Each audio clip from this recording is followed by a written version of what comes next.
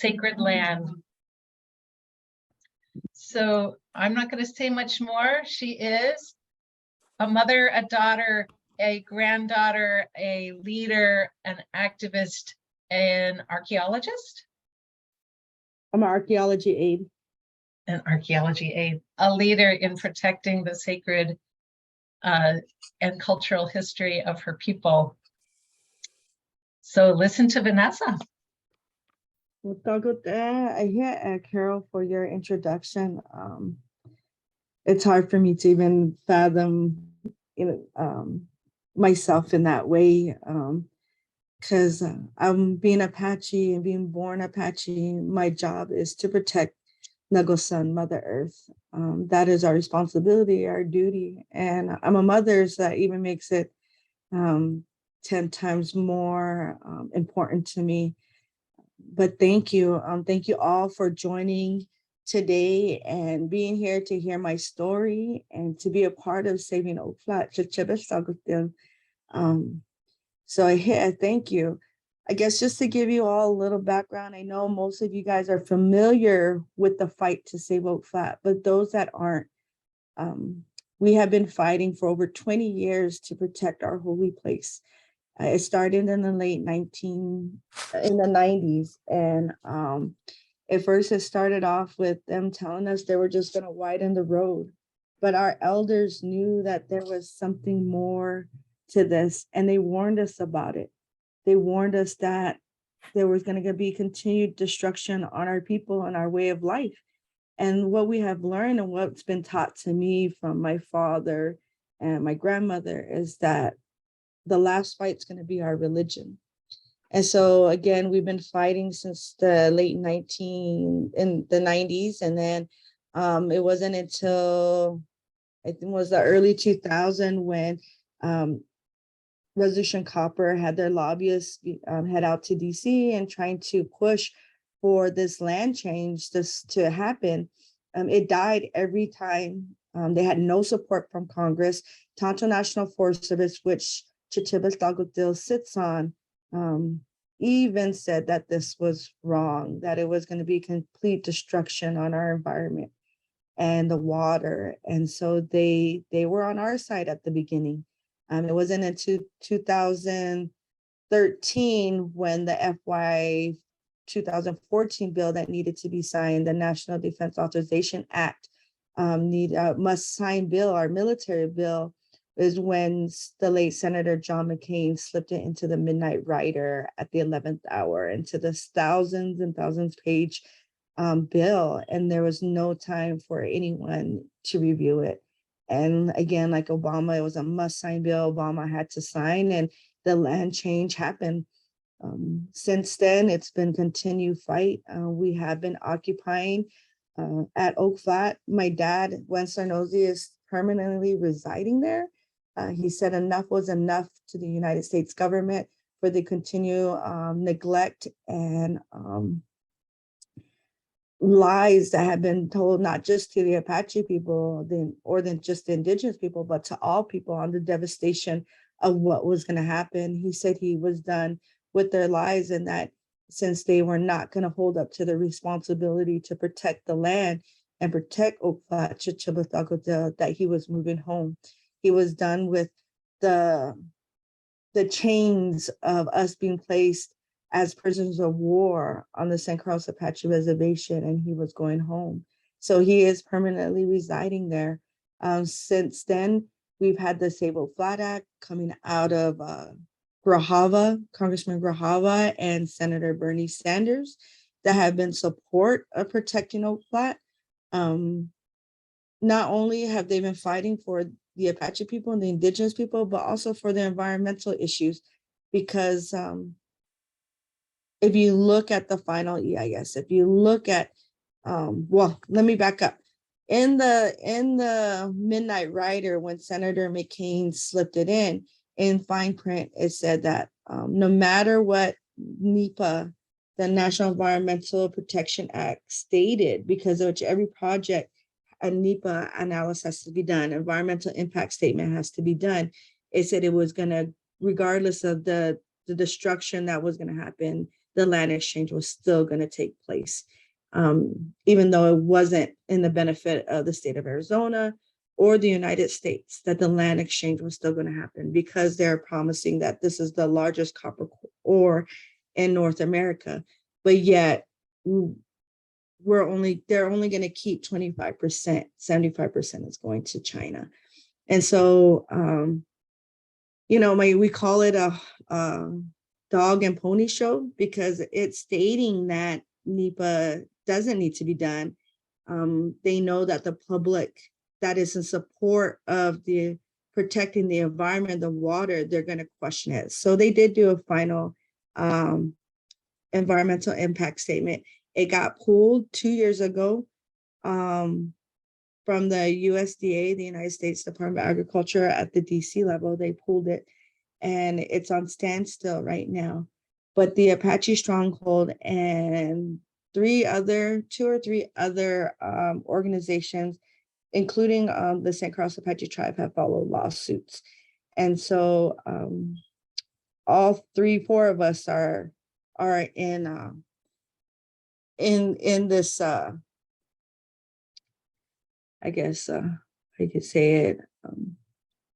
We're just waiting. This is a way that we can protect the destruction from happening, at least save us some time until we hope that our Congress and our senators finally have make a moral decision to benefit all people. Because when we talk about Oak Flat, it's not just an Apache issue. It's just not an Indigenous people. It's not even just a state of Arizona issue. It's an issue for across this globe. When the environment is destroyed, we have nothing left for our future. For those yet to be born, we are not going to give them a world that they're going to be able to live in. And for the Apache people, it's just another continued genocide on our way of life. I think a lot of people don't understand that we are still prisoners of war. As long as I have a tribal enrollment number, I'm awarded to the tribal government. Me and my children are still part of that system that has never changed since the 1800s. And so and in this lawsuit, that's what the United States is arguing about. So there's a lot going on. We still have the Save Oak Flat Act. The Apache Stronghold took it to the district court in Phoenix. We lost. We appealed it at the 9th Circuit Court. We had the favor was in the United States. It was 2-1 with the 3 judges. One judge stating that this was a Congress decision, so they should handle it. Another judge that was in our favor was said this was absurd, that this was a complete harm on our religion, and this was completely wrong. And the other judge also did say that it was wrong and that he agrees, but that it's not up to the judge's decision. It should be back to Congress. So that's how the outcome came. And so in the midst of all this, once we got our judgment, at that time, we congregate, and my father said, from the very beginning, that this was a spiritual war.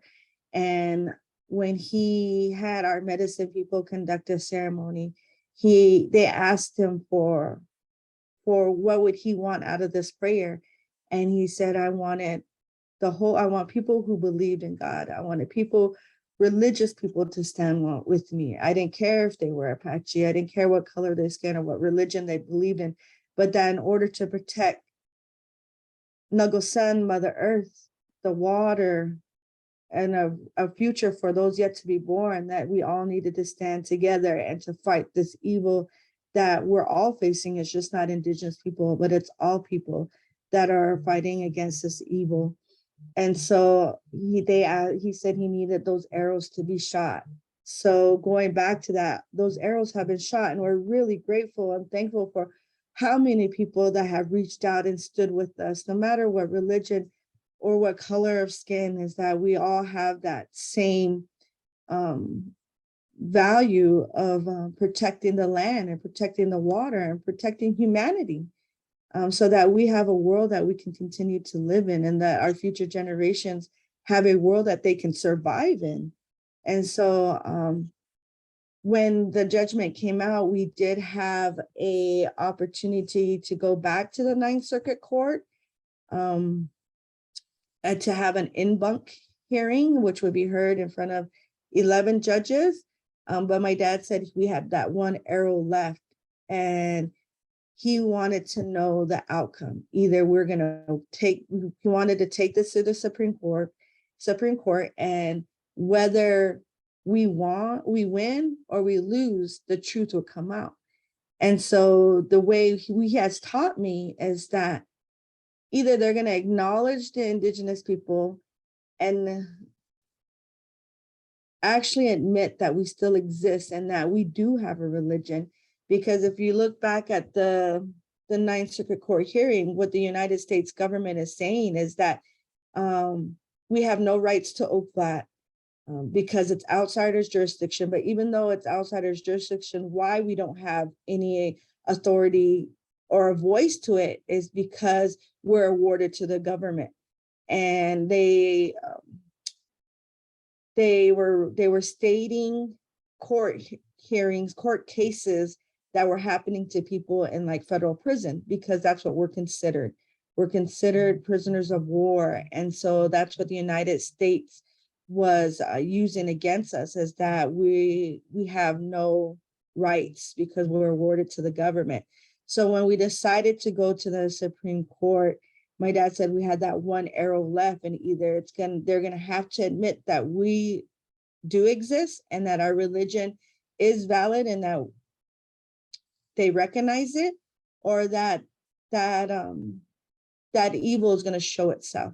You know, we call him Cheatin, that's what we call him, Cheatin in Apache. And like many people are known, he's known by like the jokester, the trickster, Lucifer, all these different names that this thing is known throughout this world. It's going to reveal itself. And we really know that that's the government and how it's been it's a really corporate government that's a consumer benefit of money and greed and power. It's not for the people, any of us. And so that was our goal, was to go back to the Supreme Court. But in that time, but right before we were going to file in the Supreme Court, there was a court case that was happening. It's like ours. There was a preliminary injunction happening to stop the land transfer from happening. And this judge had stated, or they had stated our case. And the judge, one of the judge, which is anonymous, we don't know who it is, but didn't like the judgment that the Apache Stronghold had received, and was in totally just didn't agree with it. Said this was in immediate harm of our religion, and that something needs to be done. And that so they ordered the Apache Stronghold to go back to the Ninth Circuit Court for them to review it. And so we're waiting, which is great, which is a great thing for us, because that means that we are getting to people's consciences. We are getting to their heart, to their spirit, because this one judge, along with the judge that voted for us, is saying this is wrong. This should have never happened to the people. And so either they're reviewing it now, and either they'll say, yes, let's bring it back to the Ninth Circuit Court and let's have an in-banc hearing, or what will happen is that they'll deny it and say, and then we'll have the opportunity to go to the Supreme Court, which is a win-win for us, because that means that, yeah, they're only, I think it's 0.05% of cases ever get ordered to come back to the Ninth Circuit Court, and we're one of them. So that really means that we've had an effect on them. And so either we could go back and show that, you know, that there's judges that are in our favor. And if we lose at the Ninth Circuit Court again, that gives us, instead of one judge, we can have 5 judges in our support. And so when we go to the Supreme Court, they will even look at it even much more closely. And if they review and they say no, We don't want it back at the Ninth Circuit Court. The Supreme Court will still have to look at it closely because for some reason, the Ninth Circuit Court asked for us to come back. And so we're waiting on a judgment to see what they say. We haven't got it back from the Ninth Circuit Court. We did a caravan when we dropped the filing, a day of prayer there in San Francisco. So it's been really amazing to see the unification of all people from all over the states, from all over the world coming together and being with us, because we're fighting for everyone. I'm at the forefront fighting not only for my people, but I'm fighting for every single one of you, because whatever happens at Oak Flat will set the precedence of what's going to happen throughout this country. And there is no way we can live without without water. There's no way we can continue to survive if our natural resources are continue to be ripped and used for profit. We won't have a world that our future kids can live in.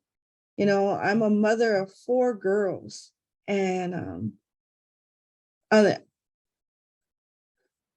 have three really older girls. I have a 23-year-old, I have a 21-year-old, and I have an 18-year-old, but I also have a 2-year-old now. And so my job to protect who we are and to protect our identity and our religion is so important to me, so that I can pass it on to my children and their future children. And so I've had the ability, even though growing up with my grandmother being scared to go to Oak Flat because of the cruelty that would happen, you know, the racial remarks, or her having trauma, being feared, like not to leave the reservation. She had the strength to show me and teach me how to pick our medicine, how to pick our foods to survive, how to build my shelter, how to pick the chill, the acorn, the tunkoshe, the berries, all these that play not only for survival to live off, but also that's included into our ceremony, so that I can pass it on to my children. Taught me how to pray and be one with Nago-san. And I've had the ability to teach my 3 older kids the same teachings that were passed on to me. And I knew automatically that they were going to be able to pick up the fight. But as you saw in the video, the girl talking about her having her sunrise ceremony there is my second oldest. And in that ceremony, it's about her life. It talks about how we were created and how all living things were created that Yulsen has given us, from the stars to the rocks to everything. We believe everything is alive, the trees, the animals, everything. And so in this ceremony, it talks about that. It talks about how God created everything and how we became to exist. And then it paves her path for her. She's connected, she's rooted to where she transformed from a little girl into a woman now, because her sunrise ceremony is when she becomes a woman, when she has her menstrual for the first time, and she's transitioning. And so she's rooted herself there. Now, being traditional and being Apache and knowing our ways and our belief, her roots there, if Oak Flat is destroyed, that means that my daughter's life is going to be destroyed. That means that she's going to have more hardships than what we expect in life in general. And that, you know, I worry that she'll be lost because it will be no more. And as a mother, that's really terrifying, because we just want what's best for our children, no matter what life throws at us. But for her spirituality to be gone, that connection, you know, is really devastating. Then I have my youngest, my 2-year-old. Like I said, I knew my 3 older ones were going to take up the fight. We're born in it. It's our way of life for us. It's not just a movement. It's who we are. And my daughter is so young, and I've been able, yes, to take her there and pray, but to actually give her those teachings is what I worry about, because she's in a harder road than my three older ones. I feel like I'm standing at a crossroad with her, and either she'll pick up the fight and know what it is to be Apache, or I will have to find a way to her to visualize what it is, because Oak Flat will be gone forever if Resolution Copper wins. She would not know what it is to be Apache. And that's heartbreaking for me, because I think of those future generations that should have the ability to believe in who they are, know their identity, know their way of life. And so that's my worries as a mother is, how do I continue to protect our way of life so that my future grandkids and my kids now, my youngest one, can be Apache. But on top of all of that, with the devastation of the environment and the water, I worry as a mother for all the kids, every single one of them, and those yet to be born, because my intentions, what's in my heart is good. And I want those yet to be born to have a future. I want the kids in Superior and Globe, Miami to be able to go to Oak Flat, enjoy it, and create memories and know what it is to be away from the city, be away from the towns, and be one with Earth, to understand, that where these natural resources come from, how important water is. And so, I thank every one of you all that have stood with us and continue to fight with us, because if my religion is at stake, so is yours. The United States government doesn't care. It doesn't care of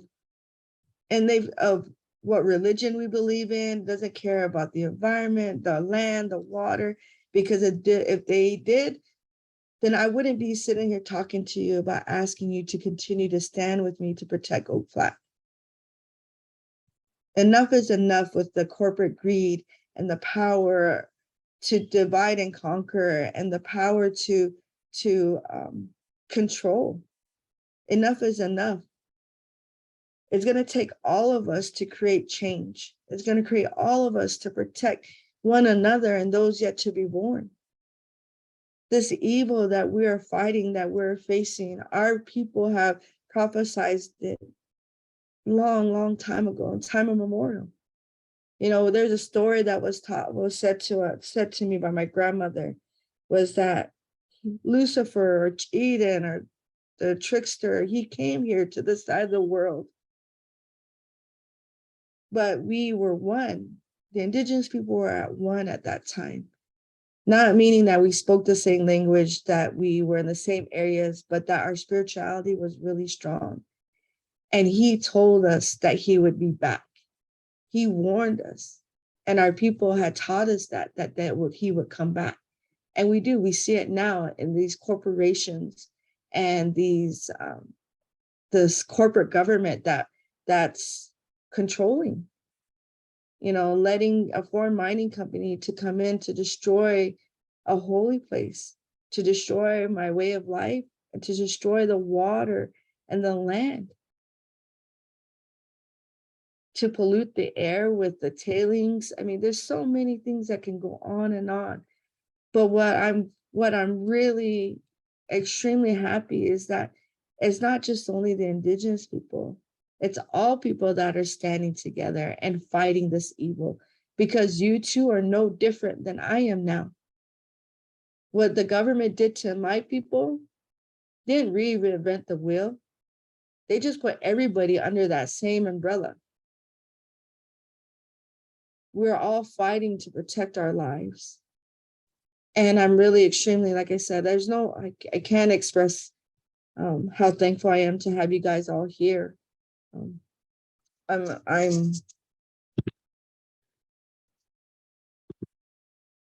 sorry. This is just very a touchy subject for me, because I hope that we win, not only because for us as Apaches, but I hope we win to save the earth for everyone. If we win this fight, this protects the earth all across. We set that precedence.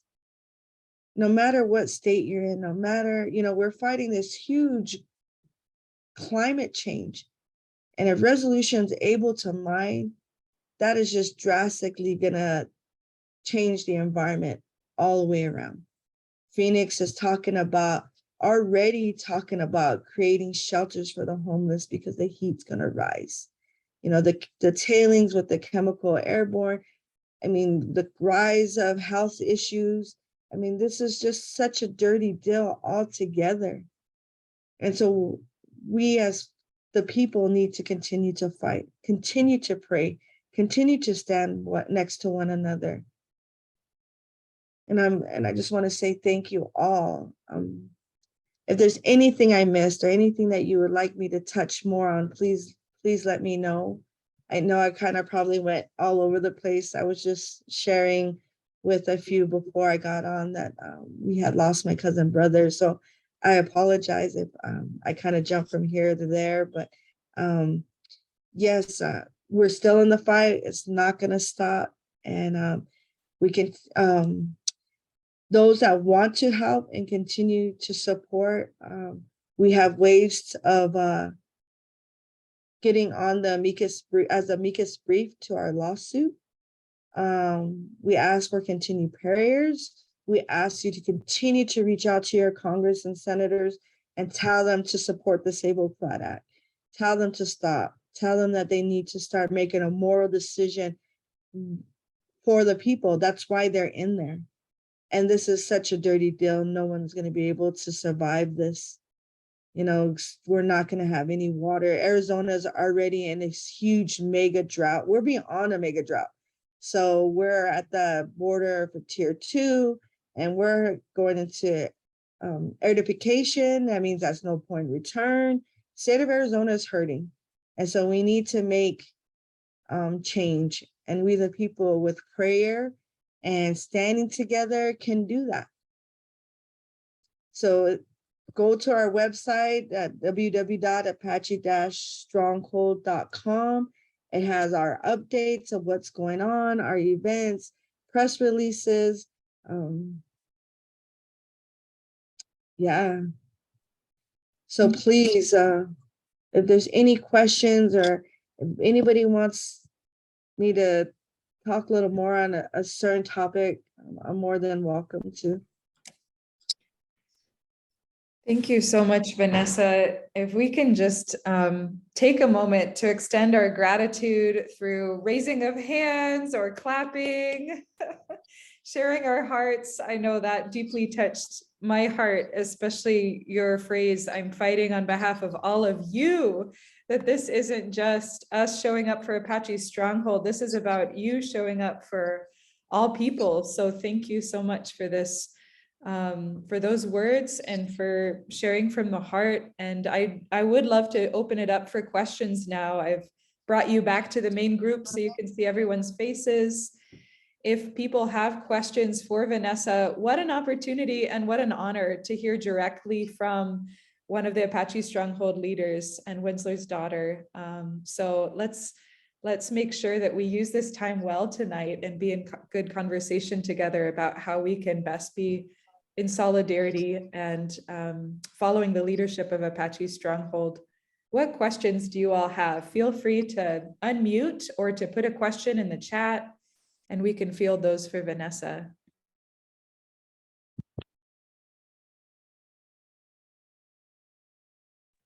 I also welcome just responses or any words about how her sharing impacted you tonight.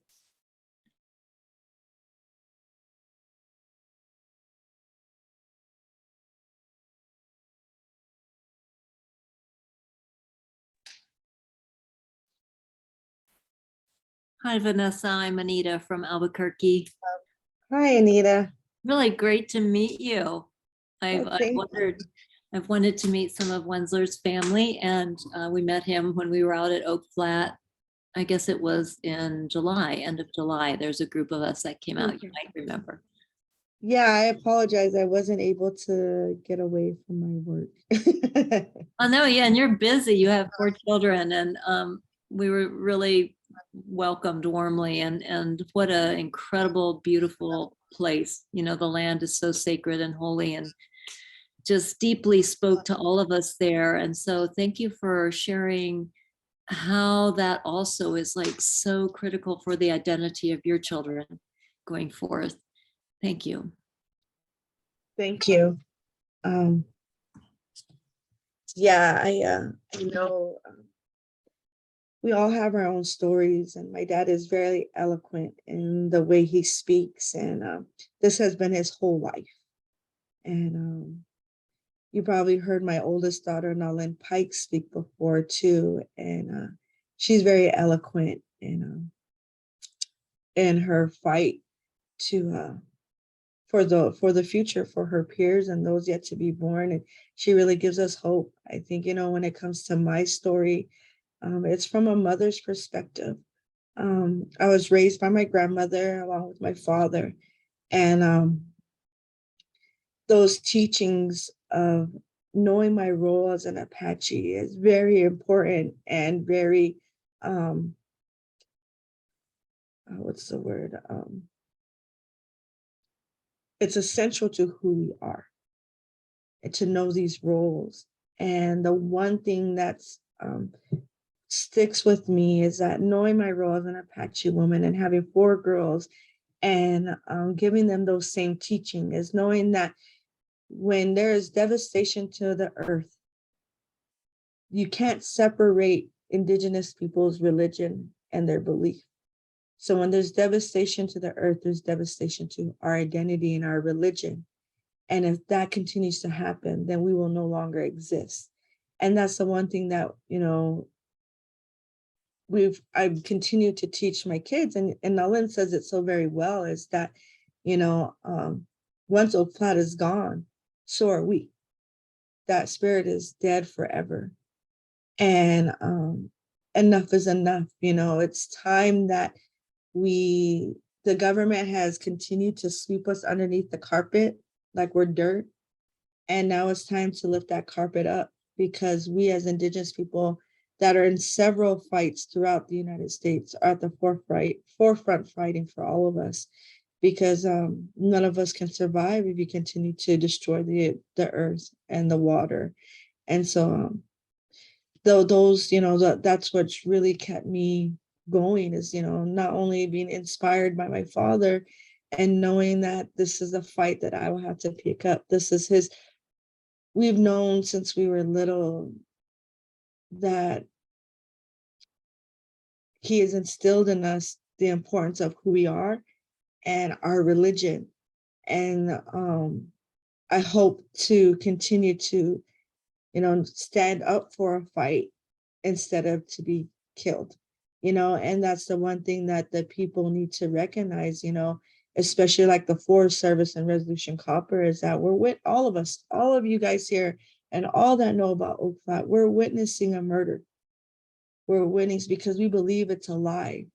I tell Tonto National Forest Service, because of my job, I work for the St. Carlos Apache Tribe Historic Preservation Office and Archaeology Department. So I have to sit in these meetings with them, and I tell them, this is a premeditated murder. And if you guys have the opportunity to make a decision, a moral decision to benefit all living things, are you going to walk away with blood on your hands? You have that right, and we're all witnessing that. I think it's time for America to wake up and realize that the continue of raping our natural resources is needs to stop, because it's alive. How are we going to continue to function when there's no water? We all know we have to survive with it, and if the waters keep being depleted or being contaminated, we aren't going to survive.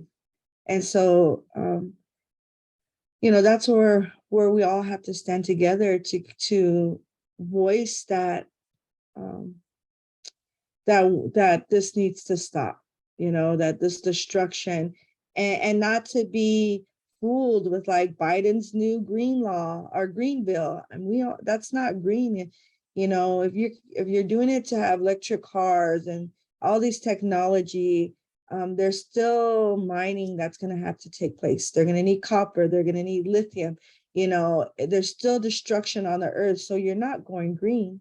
How, you know, and that's the question is, how can you go completely green without destroying the earth?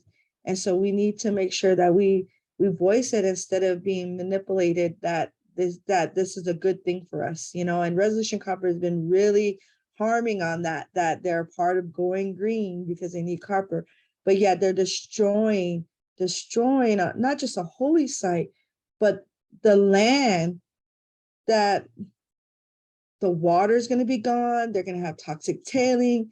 You know, like I said, it's going to be airborne. So that's risk of high health issues from cancer to asthma. I mean, all these health issues are going to rise. And yet they want to say they're going green in the benefit of the people. And that's a complete lie. And so, you know, we need to call them out on that you can't continue to lie to the people. So that's why I say, they didn't reinvent the wheel on how they're how they're treating people as a whole, what they took from the Apache people. Now they're lying to everyone, you know, and this, you know, from what's happening now to the past, you know, one of the biggest thing is the deceit on how America was founded. And those lies, they didn't just lie to the Apache people, they lied to all people. And now that we're coming together, you know, I feel that they're worried, and that's great because we believe in one God. No matter what religion you believe in, we believe in one God, and he's known throughout the world by many names. And so that strong being that one drum, that one people, that one prayer, it's going to take all of us and to tell them to quit lying to us and tell them to quit destroying the earth and the water, because we have a right to live. All of us do. Thank you so much, Vanessa. And I'm seeing a question here in the chat from Joanna Lawrence Shank. And Joanna, I don't know if you're able to come off camera and wave, because Joanna's congregation was in San Francisco just, I think, last month. It was when you all were bringing the caravan to the Ninth Circuit Court of Appeals, and some members were out there praying and witnessing together. Joanna, would you like to say your question out loud? If not, I can read that out loud.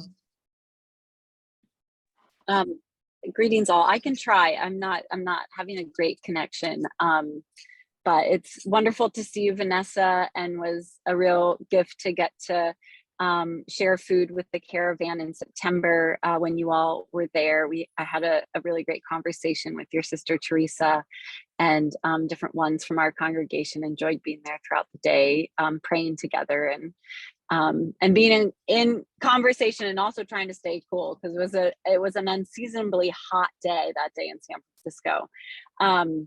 I was wondering, I wasn't able to stay until the end of the day on the 9th. Or not, it wasn't the 9th, but when you were there in September. And I was wondering if there was any update following the conversation that the lawyers and the had at the Ninth Circuit Court in terms of when they will make their decision about rehearing the case or not. So from our talking with our attorneys, they have the Ninth Circuit Court judges have not submitted when we should find out the results, you know, when we're going to get it. We're hoping that this month or maybe the beginning of next month, that they will make a decision, that once they reviewed it, that will decide if we're going back to the Ninth Circuit for an en banc hearing or if we're going to go to the Supreme Court. So we're still waiting to hear their views and their thought, which directions we go, but we're ready either way. The Apache Stronghold is ready either way. We're going to go back to the Ninth Circuit Court, we're ready. And we're going to go to the Supreme Court, we're ready. You know, this is it for us. Like I said, this is going to be the truth of the evil, you know. And my dad says, it's like you see this bush and not just the Apache Stronghold, but the all that is standing with us is shaking that bush. We're shaking it because we know that that evil is there and we're ready for it to pop its head out. And so we're ready in prayer and in ceremony because the ugly truth needs to come out. America, not just the Native people, not just the Indigenous people, but America got to witness this ugly, evil truth, of how America thinks of all people. Like I said, it's just not an Apache issue.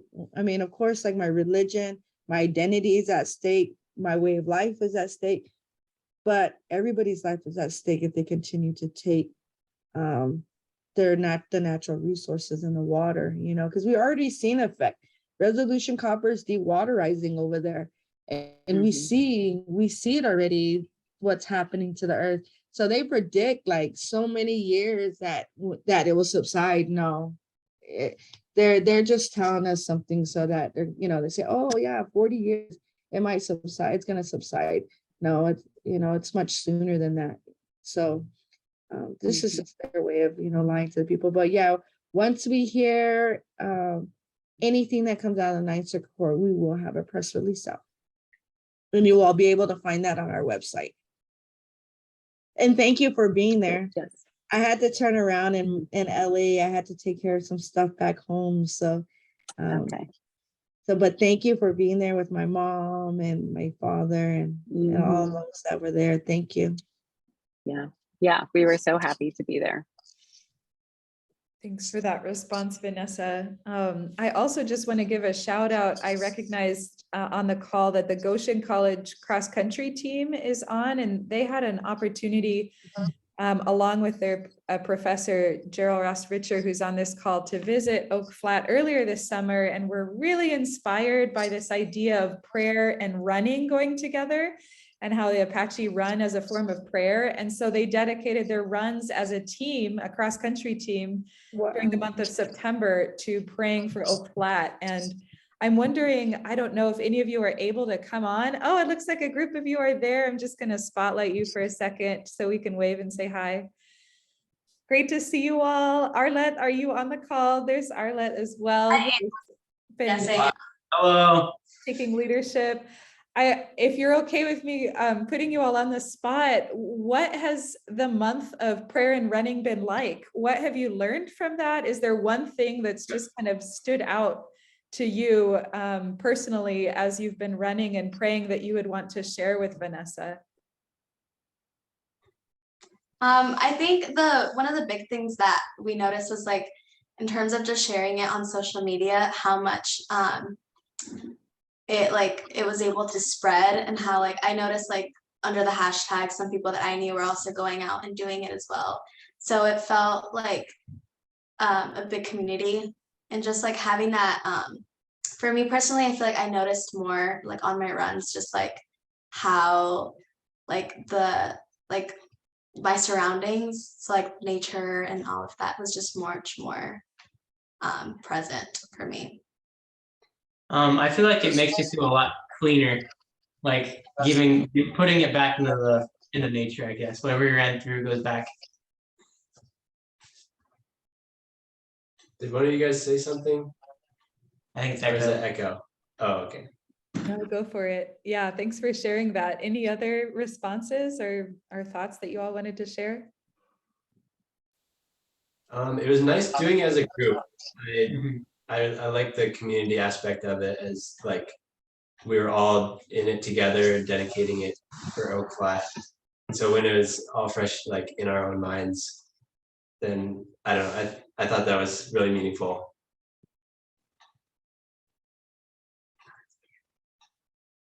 I love that. I'm seeing some love for you all coming in on the chat. And gratitude.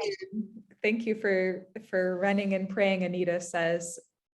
I'll Thank the spotlight so Vanessa can respond.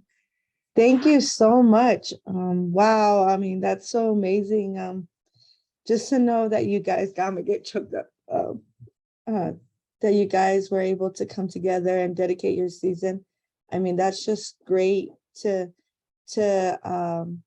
know and to hear, because running is a vital part of who we are as Apache people, and a part of our prayer My dad always tells me, like, you have to suffer to get to these holy places, and how we go through by running, and how we're connected to Nago-san, to Mother Earth, to the nature, to be one, because of they're a part of us, and they're a part of God's creation. And our your ancestors did the same thing. Your ancestors did the same things. We didn't have automobiles or anything like that. It was our feet, and and that's what got us to where we needed to be. And you're feeling that heartbeat of the earth. She's alive, and she what gives us the energy to survive and be one. And so I want to thank you all from the bottom of my heart. I mean, to do this, we're such a big, not only is it a part of our way of life, but we're such a running family. And that's all I've ever known my whole life is we ran all the time.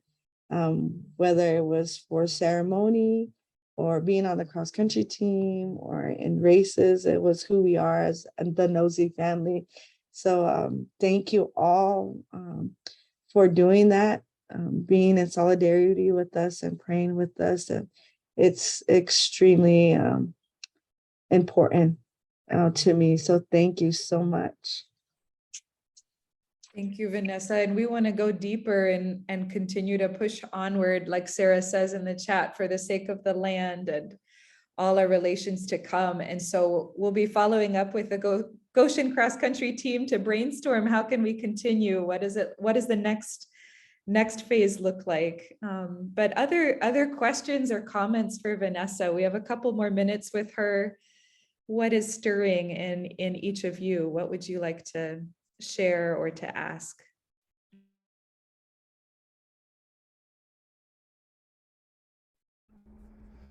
Well, I think that we're in the midst of a big change and a big struggle because, we want to make a shift to solar energy and to wind energy and other kinds of energy besides fossil fuels. And yet we see how easy it is to get into the extraction model, even with the new kinds of renewable energy, and to take things away from indigenous peoples and to be just as extractive with the new renewable energy. And so a lot more needs to change than just the kind of energy we're using. So we're in a very big struggle. And thank you for naming that, Vanessa. Living in Arizona, it's just incomprehensible to me that a mining company could take huge amounts of water that we do not have. We're trying to use less water. So how can it be possible that the government would give this mining company permission to use water that we don't even have? So it's just yeah, we're honored to stand with you. We're struggling with you. Thank you. Thank you. I appreciate all you guys' words. I mean, you're right. I mean, this land exchange does not make sense, and that really shows the people that how the government views us, not just the Apache people, but all people, that they don't care. They're allowing a foreign mining company to come in and destroy the land. The copper that they're going to extract, 25% is staying here. They say that's staying here in the United States. 75% is going to China. That right there is how come we're giving it why are they allowing it to go mostly to China? And then to leave this sinkhole of toxic chemicals that's gonna, if there's water left, that's gonna go into the aquifer. I mean, this is just a bad deal altogether. And it's crazy because the people in power aren't questioning it. They're saying, why is 75% going to China? And then you're right, the foreign mining company, Resolution Copper, they're not going to have any regulation on what water and how much water they're using. And that's sad. State of Arizona cannot afford to lose any more water. Right now, people are getting ready to move north. The state of Montana is talking about how are they going to create from stopping their population of being overpopulated because of this environmental issue that's happening. You know, these northern states are very scared of what's happening. You know, Arizona is we're not gonna be able to live here. That's just the bottom line of it. We're not gonna be able to survive here. If it continues to go this way, if our government, our people that are in Congress and Senate don't start making moral decisions, then they're destroying us. And when they're not making a decision, that's still not a good thing. You know, Senator Mark Kelly, and well, we know cinemas with Resolution Copper, but you know, they want to keep quiet. That's already, they're showing where they're standing, you know, and you got to, when you have this multi-billion corporation coming in and trying to put money in their pockets, you know, that's just sad because they were put in office for the people, by the people, and yet they were not being thought of. Thank you, Vanessa, for those words. And I'm reminded of our director, Sarah Augustine, has said that Indigenous peoples are often like the canary in the coal mine who are crying out, you know, it's about to collapse, it's about to collapse. And it affects everyone, upstream, downstream, all around, since we all depend on water and land for survival. Yeah, and you know, it's not just here in Arizona. Like I said, we set the precedent. So all those that are in different states, you know, on these, even global, it's going to affect us all, you know, and so we just need everybody to come together and stand together and have our voices heard. And I'm really glad and I'm really appreciative of all you guys standing with us, because you know, not only am I at the forefront trying to protect you all and your families and your friends, but I need your help, because being an Indigenous person that's awarded to the government, that means I have no rights to talk to our Congress people unless I hold a political seat in my tribal government. So each and every one of you can go stand with me and knock on the door of our Congress people, of our senators, and they'll look at me and say, okay, I'll see you, and I'll see you. But Vanessa, are you do you hold a political seat within your tribal government? I say no. They say, okay, we'll see you later. And they can slam the door in my face. Even though I vote, I have no voice. So you all standing next to us and standing with us, you know, we really appreciate it, because we need your voices to have our voices heard. So while I'm fighting for you all, I need your help to continue to elevate our voices. I don't know if that makes sense, or a lot of people, when I say that, like I have no voice, and my congressmen and my senators doesn't have to see me, they're kind of baffled, like, no, that's not true. But it is, it's very much true. You can have a Mexican person, a Black person, a white person, Asian person. You have a Native American person, we're all standing in line. But once they realize I don't have a political seat, they'll tell the rest to come in and tell me to stay at the door. That's just the true reality of it. Thank you, Vanessa. I saw we have one hand raised from Luke Henkel, which maybe we'll close out with this last question or comment before taking a little time for a break. Well, let's hear from Luke, and then I have one action as one way of amplifying our voice together that we can do tonight. Go ahead, Luke. Yes, thank you, Katerina, and Vanessa, thank you so much. This has been emotional, powerful, and just really inspiring at the same time. I really appreciate the force with which you speak, and I want to say just something very brief about what you mentioned earlier, the fact that people are already fleeing the Southwest. I'm not currently there, but I've been living in Seattle, home of the Duwamish and the Coast Salish people. And, this summer it was like the coldest and wettest spring and the coldest and wettest June.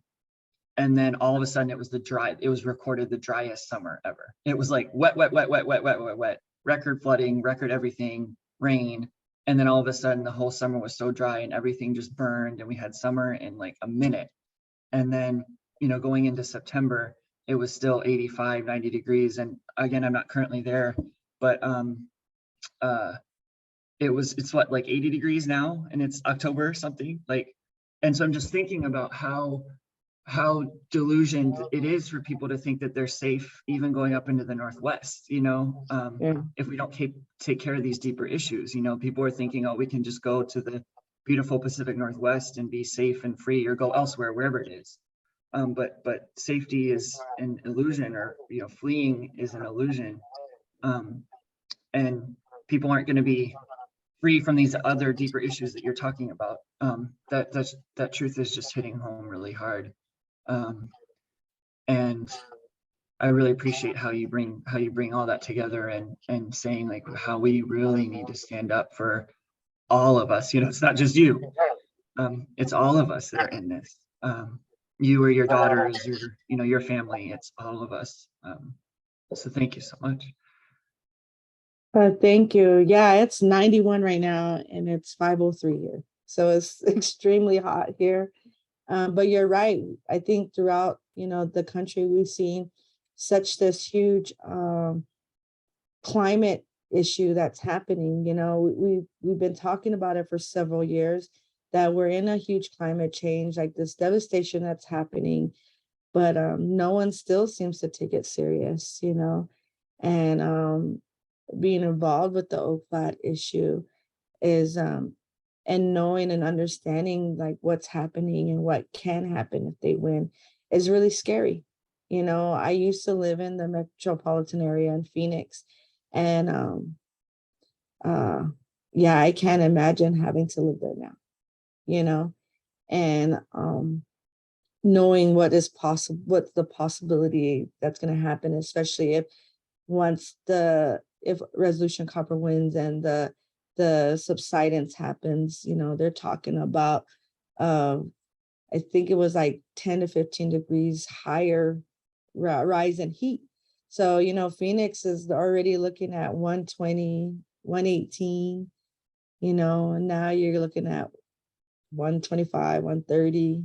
I mean, there's no way we can survive. Like I said, Phoenix, the city of Phoenix has already had talked about that the homeless people are going to die from the heat. They're going to fry. And so they're trying to create these shelters to prevent that from happening. But yet they can say no to Resolution Copper. They can say no to Resolution Copper. They can jump on and support, And so, just having our voices heard and continue to support in every which way, whether it's join the Amicus Brief, praying in solidarity, running like the cross country team and in prayer. I mean, all of it matters. Not one little thing is smaller than the other. It's all impacts it at the same time. And I'm really greatly appreciative of it all. I stand here, or I sit here, and I tell you, please continue to join me, because I want my little one to be able to be Apache. I want my little one to be able to be Apache. When is it going to stop for us? And know that I'm fighting for every one of you. Thank you, Vanessa. I have one little question. Go for it, Is there Eva. any change on the deadline for the amicus briefs? In a release, it had said a date in October. As of right now, I don't think it's changed. But those that want to join as an amicus brief, what we can do, Carol, is work on setting up calls, whether it's Zoom or on the phone, with the attorneys, and they can go from there. Mm-hmm. Yeah, we already have some congregations that have signed on, and regional religious bodies. So we're working on that and have been emailing them, just wondering if the timeline had changed. No, not that I know of, the timeline has been changed. I believe it would, if anything would change, would be if like we have to go to the Supreme Court, then it's a whole nother court case, you know what I mean? A whole different Mhm. branch. And so I think that's the only time it will change. Like Okay. again, though, we can all work that out and get in touch with Luke and go from there, because they've been really extremely helpful. And like you said, you've had congregations be able to join, so you know that they're willing to do the work and help those that want to join us. Mhm. On this call, Vanessa, we represent at least 15 to 20 different Mennonite congregations and communities, and some outside of the Mennonite church as well.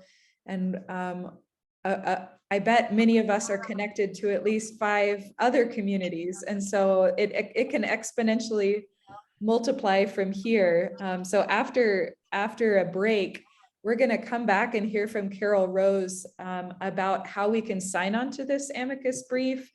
Carol's going to share us, or I'll share a spreadsheet where we can make commitments to be a contact person for our congregation or community, since that's one of the actions that you've invited us into, along with the prayer and the Save Oak Flat Act and other ways of organizing ourselves.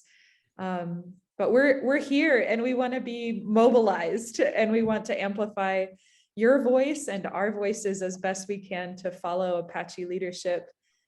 So we just want to thank you for your time, and thank you for spending this first hour of our call with us to share from your heart, and to really just share this vision for future generations, for all the earth, and to call us to so graciously into that vision. Well, thank you again for having me, and thank you for standing with us. You know, the United States government never wanted this. Their whole base is on divide and conquer, and to have all religions come together to fight for Nuggles Sun is powerful. And I thank you all for joining us on this fight, because we are showing everyone in this world that it doesn't matter what religion you believe in. It doesn't matter what color you are. It doesn't matter. All that matters is that we're fighting for those yet to be born, and we're fighting to protect Mother Earth, and we're fighting to protect the water, and that we aren't so different. We believe in one God, and that this shows how we're able to work together and how we're able to have that moral decision. So thank you again. Thank you. Thank you, Vanessa. And grace to you and your whole family as you grieve and as you continue to struggle. Thank you. You are in our prayers, as well as Oak Flat. Oh, yeah. Thank you so much. You guys are all in my prayers too. Thank you. Well, we'll say goodbye to you and we'll stay on the call, but let's send Vanessa some love, and